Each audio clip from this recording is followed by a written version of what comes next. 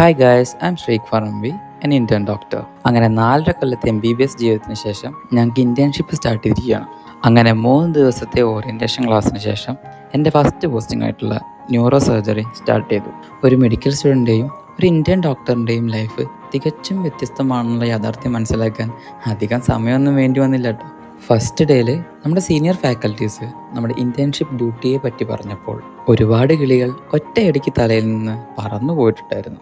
ഇനി അങ്ങോട്ടുള്ള ജീവിതത്തിൽ ഞങ്ങൾ റെസ്പോൺസിബിലിറ്റീസ് കൂടുന്നത് കൊണ്ട് തന്നെ ദിവസങ്ങൾ മാറുന്തോറും പല രീതിയിലുള്ള ലൈഫ് പാറ്റേൺസ് ആണ് കാണാൻ സാധിക്കുന്നത്.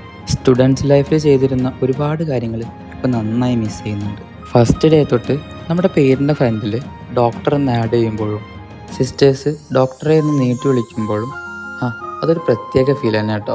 എന്തായാലും ഇൻറ്റേൺഷിപ്പ് സ്റ്റാർട്ടായതല്ലേ ഉള്ളൂ, കുറച്ച് കഴിഞ്ഞാൽ ഇതൊക്കെ ശീലമായിക്കോളും. അപ്പോൾ ബാക്കി വിശേഷങ്ങളായിട്ട് അടുത്ത വീഡിയോയിൽ കാണാം.